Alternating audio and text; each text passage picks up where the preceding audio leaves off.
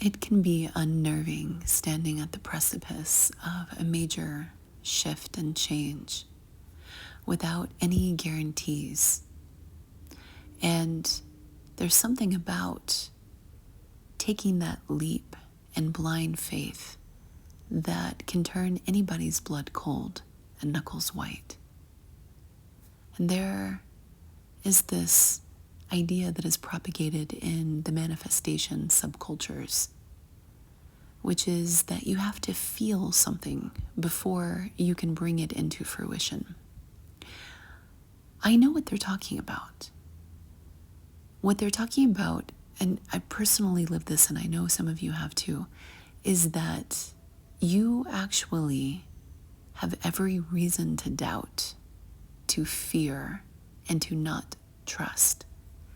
But you lean into the experience that everything is going to work out. And not only work out, but exceed your wildest imaginations. And what's fascinating is that people that struggle with manifestation often get caught up in the surface. They look at the surface behavior. They look at their circumstances, the surroundings, and that regulates their emotional reactions. So all of the manifestation teachers fundamentally teach people how to be a little delusional. Quite frankly, this is why on TikTok there's this whole Delulu culture. It says, I don't think things should work out if I was just looking at my reality objectively. But for some reason, I feel that it is. Now, a lot of the manifestation teachers will teach people to tap into the quantum field. And they don't always call it that per se, but they teach them how to access the feeling which exists in another timeline. Or they teach them how to control their cognitive emotional states. So they go into meditation and they visualize with a high degree of detail the outcome that they want to come into fruition. But they don't just stop there. They actually feel it. They feel it with an emotion that is positive. Usually we're not trying to manifest horrible outcomes for ourselves. So these are all positive emotions that we are tapping into. Peace, love, abundance, prosperity, etc. The higher vibrational essences. And what's interesting is that some of these manifestation teachers just teach how to regulate your cognitive emotional states. But here's what I've found, especially on the Ascension journey. You can't access the feeling unless you really believe it. And this is the crazy part. You can also access the feeling when you don't entirely believe it. Let me say this again because it can kind of get confusing. You will be able to sense the probability if the probability is close enough to you. This is what I believe is actually happening. If it is something that is in close enough proximity, if you imagine that all of the reality layers are distributed in close proximity to you in an order of most likely to come into fruition, your manifestations, the ones that you can feel, are the ones that have a probability that places them in close enough proximity to you that they are indeed more likely to come into fruition than not. And you have, let's say, 4 to 5, maybe 7 of these that you could cycle in and out of on a day-to-day basis based on your belief system, your vibration, your whatever the magic formula is. Let's call it Q square. Just making it up. And so as a result of your Q'd square, whatever that is for you, you have a selection of reality layers available at your fingertips that all you have to do is drive there, is slip into a vortex or a portal that leads you there. So I believe that when you can close your eyes and you can really feel a manifestation, it's because you believe deep down that it's possible, which means you're logically close enough to where you can see this outcome as being feasible, right? It's sort of like a great example, very practical, very everyday, is if you imagine cooking something for dinner and you have all of the ingredients in your pantry at home, you instinctively believe that you can cook dinner that night with those ingredients. But let's say that you imagine cooking with ingredients that you can't possibly get that evening because they come from another part of the world, or they're very rare, or for whatever reason it's inaccessible. So as a result, you are subconsciously not really going to believe that you can make that meal for dinner. And as a result, you can visualize it, but you're not going to feel it, because the probability of that coming into fruition that evening is going to be out of your awareness as being possible, because you're going to know that there are limitations that you can't override. Just a basic example. So as a result, you can manifest it, but the gap between you and that manifestation is potentially indeterminate, depending on how wishful your thinking is. So as a result, you're going to have trouble really bringing that into fruition, because it's not really believable unless certain milestones are accomplished. However, let's say that you are trying to manifest a surprise for yourself, and your partner is going to cook you dinner. And you don't know what they're going to cook, but you can feel that they're probably going to cook something, perhaps even with those ingredients that you can tap into because they exist, and you believe that your partner would cook something like that. Like it's anchored into a semblance of reality for you, a construct of reality. And you might not necessarily have any information about this. But when you imagine that your partner creates a surprise for you, even without any knowledge, even without any real concrete belief, although you could have it subconsciously, of course, you can actually tap into the feeling of that manifestation.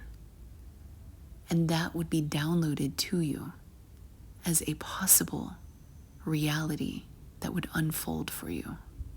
And this is what I believe is happening when we talk about the manifestation process. And we, on the surface, are looking at things and we're like, I'm not so sure about this. But yet we have this feeling that doesn't quite make sense with our logical mind. I believe it's because we are tapping into the potential which exists in close proximity, which we haven't really grappled with rationally, and we haven't necessarily planned on it, but that we can actually pick up the details with our extrasensory phenomenon, sensing abilities, if we are awakened to that. Not everybody is, but most people, I believe, listening to this podcast are. And so we have grown accustomed to being able to sense things that our ordinary 5 senses don't always detect. And this is normal. And we utilize these gifts in a variety of different ways. We start to realize that we are tapped into things like the quantum field, where we can feel out potentials that we perhaps haven't even considered. And when people talk about blind trust, they can lean into this ability and sense with their extrasensory abilities whether or not a potential is viable. And this is different. It's distinct from generating an idea and using one's willpower and determination to bring something into existence. One is an active energy state and the other is a passive receptive one, where it's calling down information from the field versus protruding it outwards, penetrating, trying to latch on to that potential to have it manifest in the physical form. And so when people talk about this manifestation goal of feeling into a manifestation, I actually believe that one of the prerequisites for doing this is either the ability to believe that it is close enough so you can feel it, or to just simply feel it. And there is a distinction there that's very important because it tells you what is around the corner, potentially, that you might not necessarily be aware of if you are just sitting down with your manifestation journal or in meditation and mapping things out in the driver's seat. You see what I mean? So recently I had this callback to the past, and I was interested in seeing how the ping would go.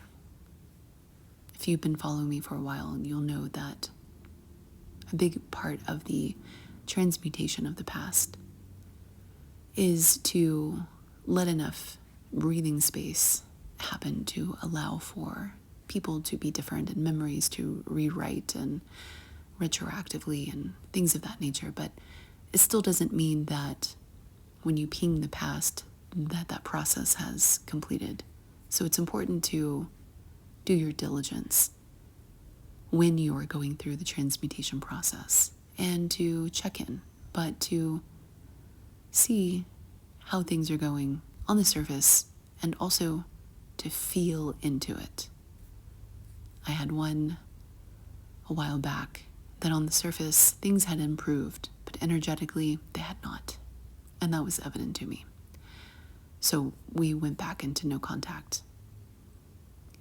And I had another different situation where on the surface, I couldn't really tell. It seemed like not much had changed. And I was a little doubtful. But leaning into the energy told me a different story.